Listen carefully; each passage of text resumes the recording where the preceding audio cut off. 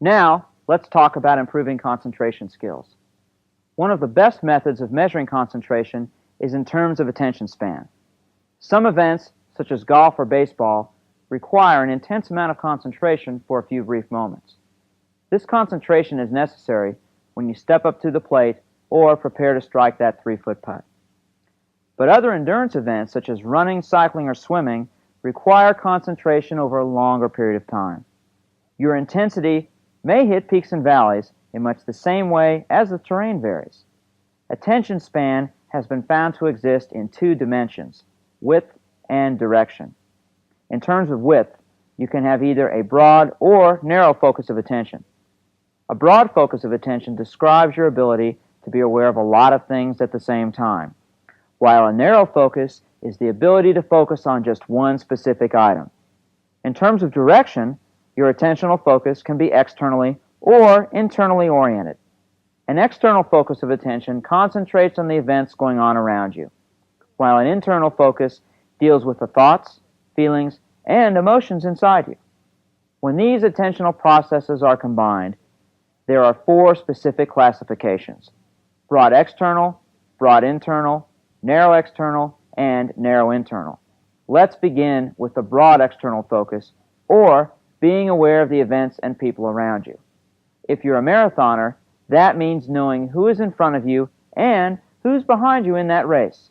In more technical terms, it involves the ability to effectively integrate a large amount of external stimuli at the same time.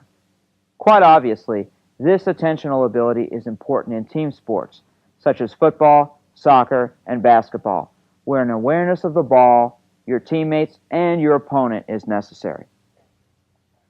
With me now is Alan Mayer, one of the most successful goalkeepers in American soccer history. Alan is the only goalkeeper to have been voted most valuable player in either the Major Indoor Soccer League or North American Soccer League, and he's been chosen to numerous all-star teams. Alan, just how important is it to have a broad external focus in soccer? Well, Dr. Jacobs, it's very, very important that you be aware of what's happening on that field at all given situations, such as the crowd noise, the players that are actually on the field. Are they more offensive oriented or are they more defensive oriented?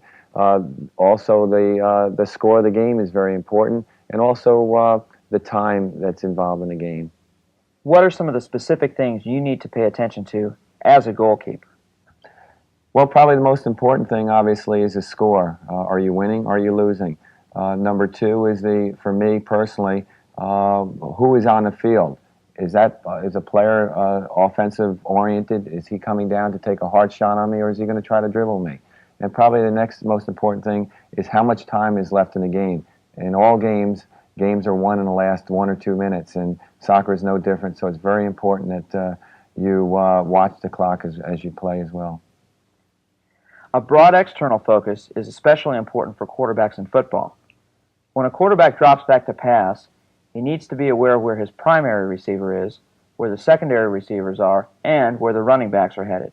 Additionally, he needs to know where members of the defense are going to be and how much time is left on the clock.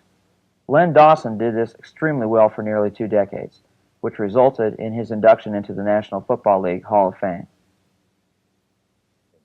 So you have to be conscious of getting your team up to that line of scrimmage first so you can make these adjustments if they are necessary. You have to be conscious of that. So now you can focus in on what is happening on the other side of the football. You have to be able to observe, and you have to look from side to side. You can't always go up and eyeball the area, look directly where you're going to go, because that's a tip-off to the opposition. You have to do what you have to do. You have to make them on defense play defense instead of being offense or very offensive. The broad internal focus is important for analyzing, making decisions, and planning ahead. This is the type of focus necessary for coaches. It involves knowing when to call a timeout or when to make a substitution. It's also the attentional focus necessary for an athlete in terms of making key decisions. For example, when a runner or swimmer needs to make a final sprint, or when a golfer needs to decide what club to use. So focusing your energy and your concentration as to your skills and what you're doing is the only way you're going to enhance performance. And so many athletes think, well, if I look at that guy and I see he's ahead of me, that's going to make me swim harder. Well, it does create a surge, but thought process takes time. By the time you transfer that thought, convert it to an energy source, the guy's gone.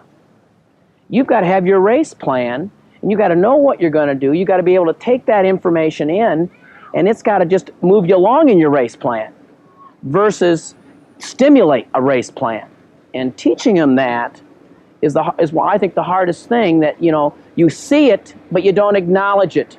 You got to prepare that race where you've got to anticipate what you're going to see during the race before you saw it. So then you already have the answer in your plan, and in turn, as I tell my kids, when the guy says take your marks, you flip the switch and you're on remote control and you go. And you've got to practice winning, losing, coming from behind, being way ahead. You've got to know these different things so that you're not uncomfortable with whatever the circumstance might end up being. You've got to become comfortable before you get up there, because it's too late if you've got to sort it out during it. A narrow external focus is optimal for one-on-one interactions with a coach or teammate, or where an individual must focus in on a ball or a goal. Individuals with a strong narrow external focus have the ability to block out external and internal distractions in order to concentrate on the task at hand. Alan, what do you need to do in order to develop a strong narrow external focus? Specifically, what do you need to concentrate on? Well, I think probably the most important thing as far as concentration is focus totally on the ball itself. For example, in soccer, we have what we call a penalty kick, and that is when an offensive player will take a shot on me, the goalkeeper, in a one-on-one situation. And there, what my job is to do is totally 100% concentrate on the ball itself. Block out the external focuses such as the crowd, the score, the time, things like that. My only concern is how am I going to stop that ball, and my 100% concentration is on that ball itself. A narrow internal focus is optimal for being able to work alone in a very disciplined fashion on a specific problem. This process is necessary for focusing and relaxing prior to hitting or shooting. Sports like golf, baseball, tennis, and archery all require a strong, narrow internal focus. Shortstop Buddy Biancalana is a classic example of how a narrow internal focus can be used successfully. Buddy had a remarkable 2 weeks during the 1985 playoffs and World Series. Just a 188 hitter during the regular season, he had a .500 on-base percentage during postseason play.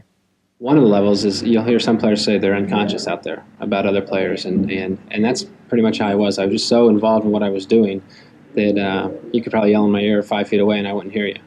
And that sometimes that happens. It's just something you don't keep your whole career, and there are other times where your concentration's real good and you play fine, and then there are other times where you don't concentrate, something's distracting you, and you don't play well at all. So it's you have to fight to keep that concentration and to focus on what it is you have to do. On the other extreme, individuals who have a tendency to narrow their attention span too much are likely to have difficulty performing under pressure. These individuals will find a great deal of anxiety existing for them in pressure situations and will suffer from a reduced attentional focus. The athlete who chokes in competition is the individual who will tend to suffer from these types of problems. And through experience of playing in big games and realizing the more you get tense, the more that you're apt to make mistakes. You have to keep yourself calm and loose, and I think that comes with playing as a unit together. We have a lot of confidence in our abilities as a defensive unit, and we're not the type of guys to get flustered out there. Mm-hmm. You know, if a team drives on us, at any point during that drive, we can say, okay, guys, let's put it together and shut them down. And we have confidence in our ability that we can do that. And that plays a big part when you get down late in the game or in a big ball game where you need to relax and you need to just have everything focused in the right direction and you need to make a big play. You're able to draw on that energy. Of course, the key to being successful in any type of competition is developing the ability to shift your attention span. The elite athlete has an acute ability to do this.